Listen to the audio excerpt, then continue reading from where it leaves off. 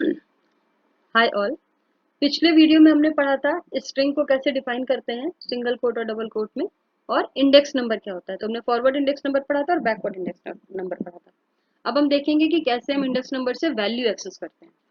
तो मैंने str1 नाम से स्ट्रिंग बनाई थी जिसमें वैल्यू असाइन थी this is a Python class. अब हमने पढ़ा था कि स्टार्टिंग इंडेक्स नंबर 0 से स्टार्ट होता है और ending index number length of that string -1 रहता है। तो अगर मुझे उसकी वैल्यू चाहिए, तो सपोज मुझे चाहिए पहली वैल्यू, तो कैसे एक्सेस करते हैं। पहले हम अपने वेरिएबल का नाम लिखते हैं str1, स्क्वायर ब्रैकेट लगाते हैं और स्क्वायर ब्रैकेट के अंदर इंडेक्स नंबर लिखते हैं। तो हमने लिखा 0। इसको हम रन करेंगे कंट्रोल एंटर से, तो हमें पहला कैरेक्टर टी मिल गया, यानी कि 0 इंडेक्स नंबर पे जो भी कैरेक्टर है वो हमें मिल जाएगा। ऐसे हम इंडेक्स नंबर चेंज करते जाएंगे और हमें वैल्यू मिलती जाएगी। ठीक है। अगर हमें ये वैल्यू कहीं स्टोर करानी है तो हम इसको किसी नए वेरिएबल में स्टोर करा सकते हैं। सपोज कैर नाम का हम एक वेरिएबल बना लेते हैं और उसमें हम वैल्यू स्टोर करा सकते हैं। तो मैंने वैल्यू ली char कैर और str1 इंडेक्स नंबर 2 वैल्यू मैंने इसमें स्टोर कराई। अब मुझे अपने कैर को देखना है तो मुझे प्रिंट यूज करना पड़ेगा, यानी कि आई वैल्यू उसमें मेरी स्टोर है। ठीक है। इंडेक्स नंबर 2 पे वैल्यू कौन सी है, 0, 1 और 2 आई वैल्यू है, तो मैंने आई यहाँ पर स्टोर हो गया। देखिए, प्रिंट फंक्शन हम यूज करते हैं कोई भी वैल्यू अगर हमें देखनी होती है। ठीक है, तो हमें प्रिंट फंक्शन यूज करना पड़ेगा। प्रिंट भी मेरा फंक्शन है क्योंकि ब्रैकेट लगा उसके आगे। अब हम देखते हैं कि और कैसे हम कैसे कैसे इंडेक्स नंबर यूज करें। जैसे हमें पता था कि लास्ट इंडेक्स नंबर जो होता है वो लेंथ -1 होता है। तो हम यहाँ पर क्या कर सकते हैं, हमें पता है पिछले क्लास में देखा था इस वाली स्ट्रिंग में मेरे 23 कैरेक्टर्स हैं, तो लास्ट वाला 22 होगा। तो यानी कि फुल स्टॉप आना चाहिए मेरे पास, तो मेरे पास फुल स्टॉप आउटपुट में आ रहा है। लेकिन अगर सपोज मुझे पहले से रन लेंथ फंक्शन मैंने रन नहीं किया है और मुझे पता करना है, तो मैं क्या करूंगी, मैं इस स्क्वायर ब्रैकेट के अंदर लेंथ फंक्शन लिख दूंगी और ब्रैकेट str1 लिख दूंगी। तो पहले क्या होगा, पहले ये इवेल्युएट होगा, जो इसका आंसर आएगा 23 वो यहाँ पर पुट हो जाएगा। ठीक है। फिर यहाँ पर ये इसको निकालेगा, लेकिन मैंने क्या बोला था, इसमें लेंथ से एक कम रहता है। अगर मैं ये रन करूंगी तो मुझे एरर आएगा, string index out of range, मतलब 23 तो स्ट्रिंग है ही नहीं, इंडेक्स नंबर है ही नहीं ना। तो एक कम रहता है तो हम -1 कर देंगे। अब मेरे पास लास्ट वाला आ गया। ठीक है, तो हम इसको इस तरीके से भी लिख सकते हैं, दो तरीके, या तो ये तरीका इसे मैं कमेंट करती हूँ, और दूसरा वाला तरीका क्या है, char is equal to str1 index 22। ठीक है, दोनों तरीके से मेरे पास सेम आंसर आएगा। पिछले क्लास में हम पढ़ चुके हैं कैसे। अब हमें चेक करना है कि हमें बैकवर्ड इंडेक्सिंग कैसे काम करती है। तो मैंने बोला था बैकवर्ड इंडेक्सिंग -1 से काम करती है, यानी कि -1 लिखूंगी तो भी मुझे सेम फुल स्टॉप ही आंसर मिलेगा। राइट। अब मैं वापस आती हूँ, सेकंड पे देखती हूँ, एस मिल रहा है। फिर मैं यहाँ पर -5 लिखती हूँ तो मुझे एल मिल रहा है, क्लास का एल मिल रहा है। -1, -2, -3, -4, -5। सिमिलरली अगर मैं अब यहाँ पर माइनस लेन ऑफ str1 लिखूंगी तो मुझे क्या मिलना चाहिए, टी मिलना चाहिए। मुझे टी मिल रहा है। ठीक है, क्योंकि लेंथ है 23 और माइनस इंडेक्सिंग -1 से लेके minus of length of that character, length of that string रहता है। ठीक है। अब चलिए नेक्स्ट चीज पढ़ते हैं। नेक्स्ट चीज बड़ी इंटरेस्टिंग है, स्लाइसिंग कहते हैं इसे हम। तो इसको मैं कमेंट करके लिख देती हूँ, स्लाइसिंग।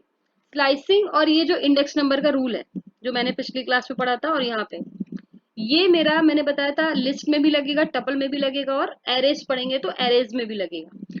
सिमिलरली स्लाइसिंग का रूल भी सब जगह लगता है, तो आप एक बार पढ़ लीजिए और हर डेटा टाइप में वो सेम तरीके से इम्प्लीमेंट होता रहेगा। ठीक है। स्लाइसिंग में क्या होता है, जैसे स्लाइस होती है हमारे हम ब्रेड की स्लाइस रहती हैं, या हम कोई भी जैसे क्यूकम्बर काटते हैं तो स्लाइसेस काटते हैं, खीरा काटते हैं तो स्लाइसेस काट लेते हैं उसके, या कोई फ्रूट काटते हैं तो उसकी स्लाइस काट लेते हैं। मतलब किसी पूरी एक चीज में से एक पतला सा पार्ट निकाल लेना, उसको हम स्लाइसिंग कहते हैं। तो पूरी सी एक मेरी स्ट्रिंग है पूरी कंप्लीट, उसमें से कोई एक पार्ट निकालो। सपोज मुझे इतना पार्ट चाहिए, इज आ, ठीक है, उसे हम एक स्लाइस बोलेंगे पूरी स्ट्रिंग की।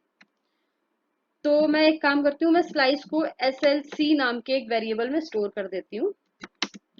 स्लाइस कैसे करते हैं, स्ट्रिंग का स्ट्रिंग लिखते हैं अपनी, स्क्वायर ब्रैकेट, क्योंकि कुछ पार्ट चाहिए, वैल्यू चाहिए, तो स्ट्रिंग इंडेक्स नंबर डाल के लिखेंगे।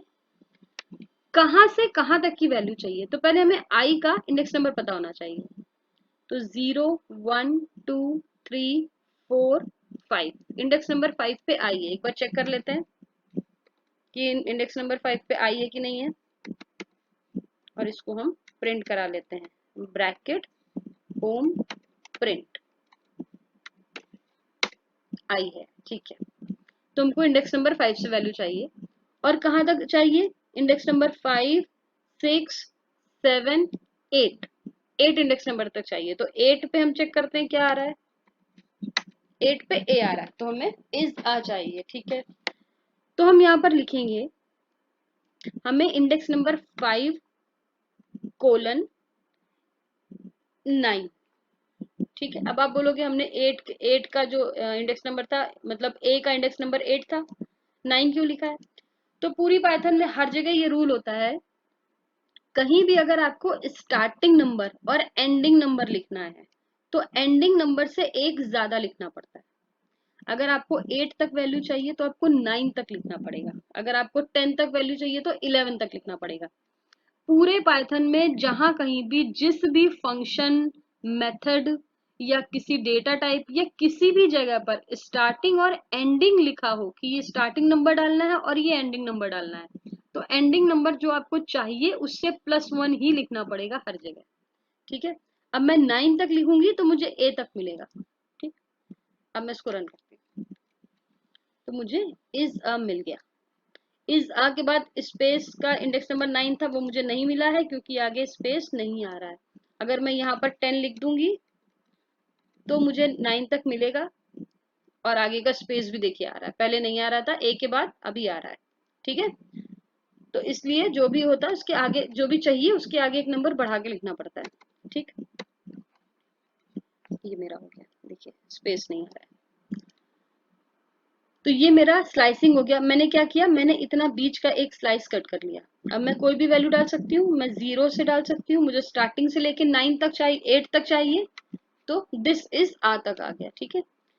और अगर मैं चाहूँ तो मुझे 5 से लेके आखिरी इंडेक्स नंबर तक चाहिए, आखिरी इंडेक्स नंबर मेरा 22 है तो हम 23 डालेंगे। तो is a Python class full stop करके मेरा पूरा डेटा आ गया।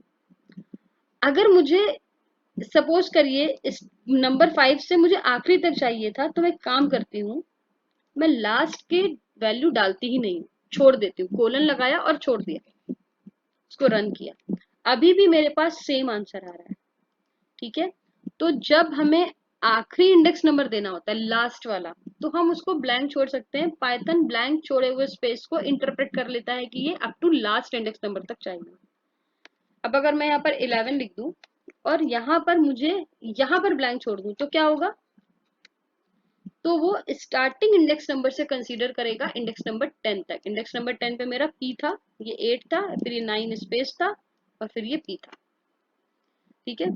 तो जहां कहीं भी, लेकिन आपको कोलन लगाना पड़ेगा, अगर कोलन लगाए बिना आपने ब्लैंक छोड़ा तो कोई सेंस ही नहीं बनता, फिर तो वो उसको 11 इंडेक्स नंबर पूरा पूरा मान लेगा, ठीक है।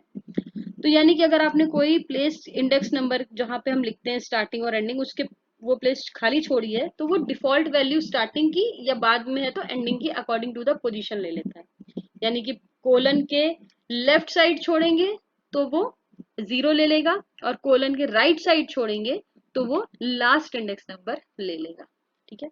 और अगर हम दोनों छोड़ दें, तो सिर्फ कोलन लिख दें, लेफ्ट भी छोड़ दे तो राइट भी छोड़ दे, तो वो 0 से लेके 22 तक यानी कि पूरी पूरी स्ट्रिंग प्रिंट कर देगा। This is a Python class, मैंने रन किया इसको, ठीक है।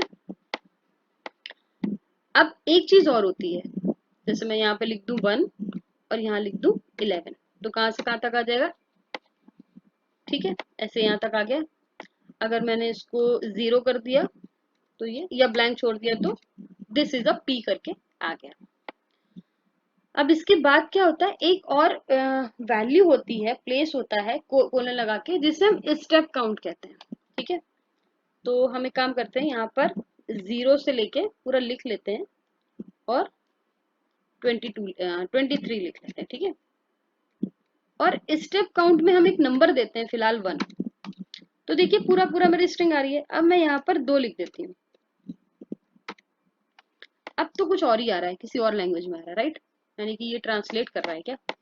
नहीं, ये ट्रांसलेट नहीं कर रहा है, ये स्टेप काउंट है। ये 2 लिखने पर क्या हो रहा है, ये एवरी सेकेंड कैरेक्टर ले रहा है। 2 का मतलब है एवरी सेकेंड कैरेक्टर। तो पहले इसने Z0 से स्टार्ट किया, फिर T लिया, फिर H को छोड़ा और I लिया, यानी कि T के बाद सेकेंड कैरेक्टर लिया, फर्स्ट सेकेंड, फिर फर्स्ट सेकेंड मतलब स्पेस को ले लिया, फिर I को छोड़ा, फिर S को लिया, फिर स्पेस को छोड़ा, फिर A को लिया।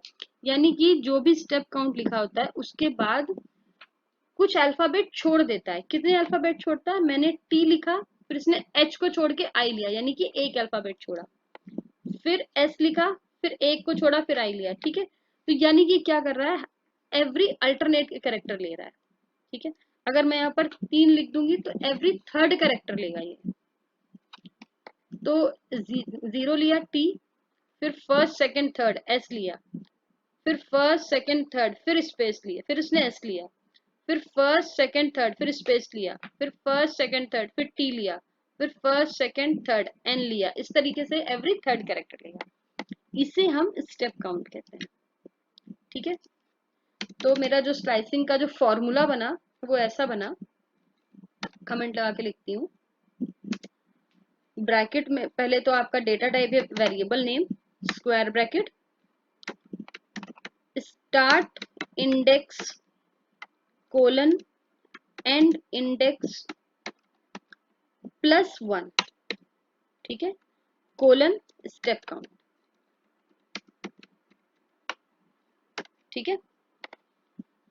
Start index colon and index +1 colon step count. अगर आप कोई स्टेप काउंट नहीं देते हो तो इसका मतलब है वो डिफॉल्ट वैल्यू 1 ले रहा है। जब भी हम स्टेप काउंट नहीं लेते हैं तो डिफॉल्ट वैल्यू क्या लेता है, वो डिफॉल्ट वैल्यू 1 होती है, ठीक है। स्टेप काउंट की डिफॉल्ट वैल्यू 1 होती है। इसको हम ब्रैकेट में डाल देते हैं। ये मेरा स्लाइसिंग का रूल हो गया। ये स्लाइसिंग का रूल हर डेटा टाइप पे चलेगा, किसी भी जैसे कि लिस्ट पे भी होगा यही डेटा, ये स्लाइसिंग का रूल टपल पर भी होगा और एरेज पर भी होगा, ठीक है। तो इसको आप लोग ध्यान से समझ लीजिएगा, हर डेटा टाइप में ये यूज होने वाला है आगे। तो फिर हम नेक्स्ट क्लास में मिलते हैं, तब तक आप इसकी प्रैक्टिस कीजिएगा। Till then bye bye.